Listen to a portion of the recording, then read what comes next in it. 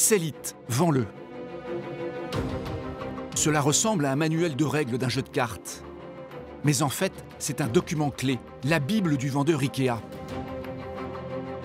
Sur 150 pages, pas de texte, mais des dizaines et des dizaines de tableaux qui recensent une bonne partie des produits du géant suédois. Et dès la première page, tout s'éclaire. Il s'agit d'un outil donné aux vendeurs pour orienter les ventes en fonction des priorités de chaque magasin. Et voilà comment. Les produits sont repérés par des cartes à jouer en fonction de leur importance. Le vendeur doit s'occuper en priorité de 2 grandes familles d'articles. Ceux estampillés par un as de cœur, les produits qui se vendent le plus comme le Ringstar, un robinet à 75 €. Et surtout, ceux associés à l'as de trèfle, car ce sont les plus rentables, ceux qui rapportent le plus. Comme ce clipant, un canapé à moins de 200 €. Résultat, avant même d'entrer dans un magasin, le vendeur sait déjà ce qu'il doit vous vendre. Et ce jeu de cartes, notre journaliste va en entendre beaucoup parler. Cela fait maintenant 5 jours que je suis vendeuse dans ce magasin. Et ce matin, l'un de mes supérieurs va m'apprendre comment bien utiliser la Bible du bon employé d'Ikea. Alors, on va commencer par le début, hein. Ouais. C'est pas mal. Il m'emmène à l'entrée du magasin. C'est ici qu'il a commencé par placer les stars du Célite. En fait, sur 3 ans, c'est un rang. Tu auras plus de produits, tu auras plus de marques, tu auras plus de bénéfices.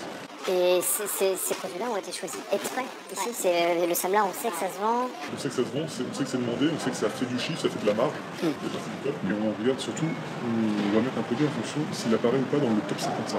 Le top 55, c'est tous les produits qui marchent à plus de 55%. Le top 55. Cela concerne des produits qui rapporteraient au minimum près de 5 fois plus que la rentabilité moyenne du magasin. De véritables filons, comme par exemple ces simples bacs en plastique présentés en vrac. Les clients ne doivent pas les rater, même s'ils n'en ont pas vraiment besoin.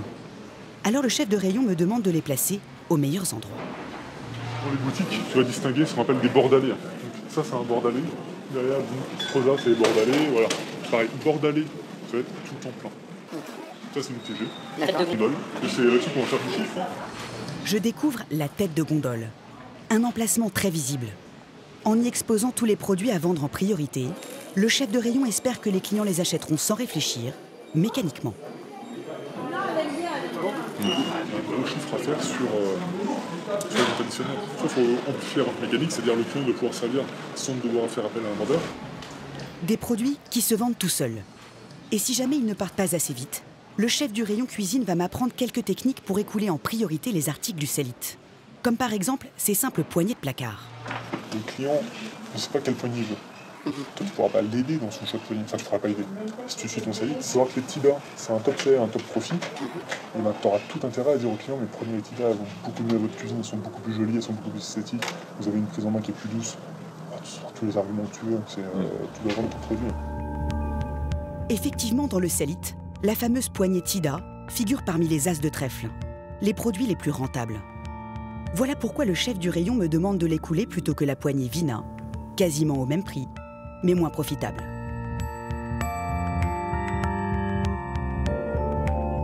Et je vais maintenant apprendre avec Julie, la vendeuse qui me forme au rayon cuisine, comment placer subtilement les produits du Célite.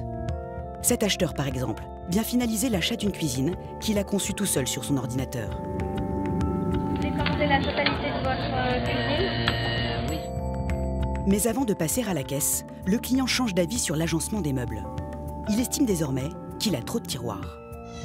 On a besoin. Là, j'en ai pas mis en bas. Et pour le porte-vitesse, vous mettez dans la... Non plus. Ok.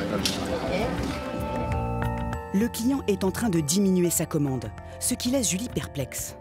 D'autant que sans le savoir, il retire du devis une des stars du Célite, un des produits les plus rentables du rayon, le tiroir Maximera, un as de trèfle.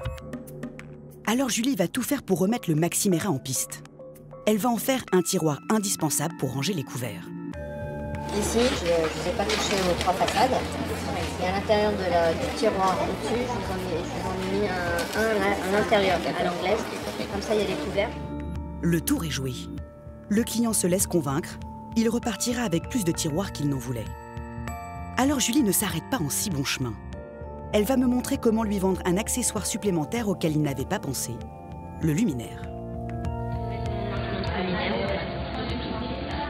Bien vite avec moi, monsieur, je vais vous montrer notre système. Alors, vous mettez cet éclairage, le home-lock.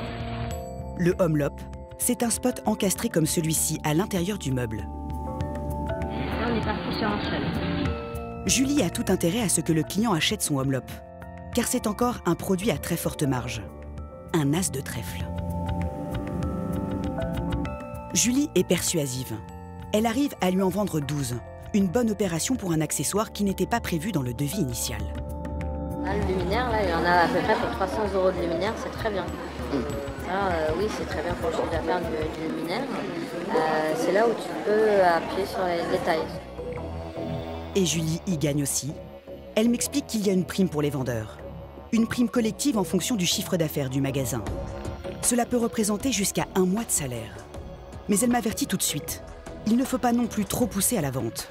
Car si les clients rapportent ensuite des accessoires dont ils n'ont pas besoin, la prime va s'en ressentir. Chaque produit en retour marchandise, avec un pré-vente, ça a un impact sur notre bonus à la fin de l'année. Quand il y a de retour, meilleur notre bonus sera.